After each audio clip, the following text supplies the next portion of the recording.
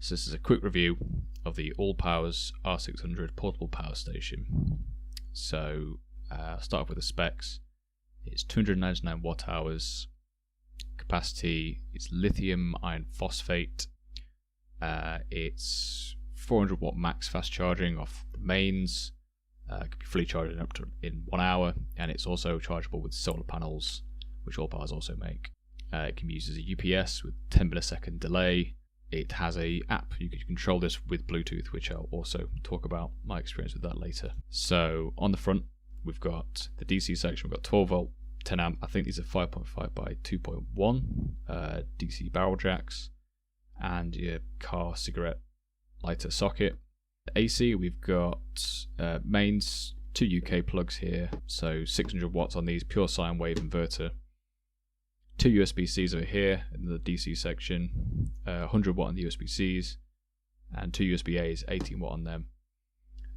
We have a screen here, which shows you how many watts are going out and into the device, your current battery percentage, and there's some indicators up here for if Bluetooth is connected and what kind of mode it's in. And the most important one is how long is remaining based on how it's currently being used. You see that go up and down depending on what you've got plugged into it. And here's a fun button to blind yourself. Yep. Sorry about that. It is useful though. On the top there is a 15 watt wireless charger that if you have an iPhone, it'll only charge up to 7.5 watts off this, as I found out. And I also found out the positioning is kind of finicky, but it does work. On the right, here's the behind this panel. There's AC in, so it's just a normal kettle lead. Don't need an extra power pack like some of the other ones they do. Resettable fuse that's for the AC if you overload it. And then this is an XT60 connector, which is for a solar panel input. Around the back there is nothing, and on the left there is also nothing, and underneath you just have a label with some information. This review unit also came with a solar panel, the SP029, which is a folding solar panel that comes with a load of different connectors, one of them being the XT60 connector for this. It comes with a load of... Do I have them? Yeah, so you got some various laptop chargers like Lenovo, I think that one is, and Dell. Just another DC cable. Anderson connector, I think. And it comes with 2 clamps, which you can use if you want to charge your car battery off it. You can trickle charge it because the solar panel itself has a built-in little controller. So I tested this unit by I camped in the back of my Volvo 940 at a festival for 4 days, and it was great. There's loads of stuff it did really well. I used it to charge my phone, my watch, my Switch, a Kindle on the DC side, and on the AC I used it to run an air purifier because I get really bad allergies, and it was a lifesaver.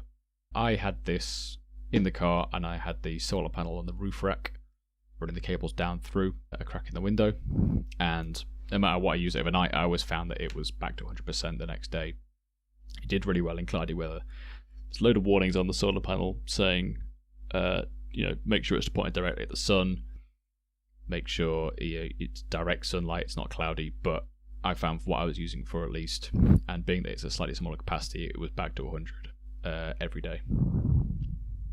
So what else? The light, surprisingly useful actually. When you get into your tent or car in my case, you can just see this green light saying it's on, navigate that, and then you can just push this and see what you're doing. But it's not all good. I think there's a few things that they need to iron out. The main one is inside there's a very small but very powerful fan which cools down the inverter. So if you're using anything AC, even if it's not pulling very much at all, the inverter gets hot, and the fan doesn't seem to kick in until it's reached, until it's quite hot. So the first night I plugged in the air purifier, just like a gentle humming of the fan from that fell asleep and I woke up to a jet engine next to my head, and it was this cooling itself down. And I found what I had to do was I used my little USB fan.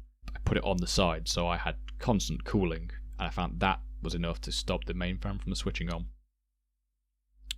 Hang on, I'll go get my fan. I'll show you what I mean. Here, just this. Just a USB fan.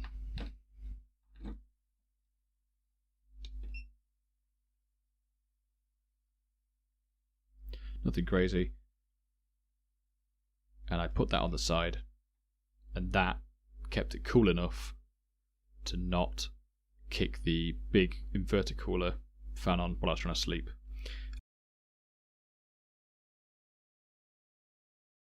Yeah, I found using that fan was enough to keep the inverter cooled while I was running the air purifier, which doesn't pull very much, by the way, so that the big fan wouldn't kick in, which was great. I think it could do with like a small fan that runs constantly at low RPM that you can maybe control through the app to avoid that, because they advertise this as like a camping thing, and if you're running something overnight and you've got a jet engine going off next to your head, I'll try and get a clip in here so you can hear how loud it is.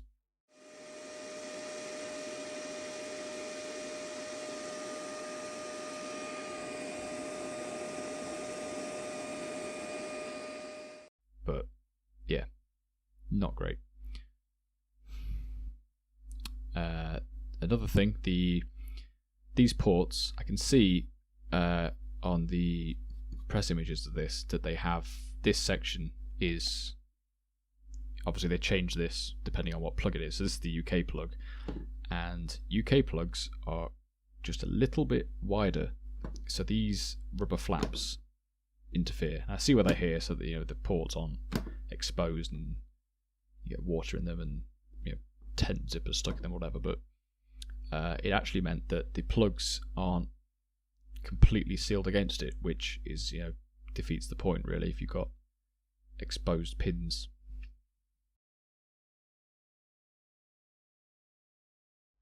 And the other complaint I had was the app. It wasn't a terrible app by any means, it's just didn't seem that there's a setting to change the mode. You can have a quiet mode, and I found that changing that did absolutely nothing. I was hoping that would change the fan, which kicks in when it's charging or when it's using AC, but that didn't seem to do anything. I don't know if that's just I'm using it wrong, or I think the app needs a little bit of attention. So overall, I thought this was great. I didn't really know they existed until fairly recently, because I thought you either had a battery bank to charge your phone, and then you'd use a big petrol or diesel generator if you wanted AC power, but no. Turns out they make these. Someone with allergies being able to run the air purifier overnight, it's a game changer. It meant I could actually enjoy the festival. I could wake up and not, well, if you've got allergies, you know how it is, and if not, you're very lucky. Yeah, thank you for watching. If you're interested in these, either this or the solar panel, there should be a link in the description where you can find them. Goodbye.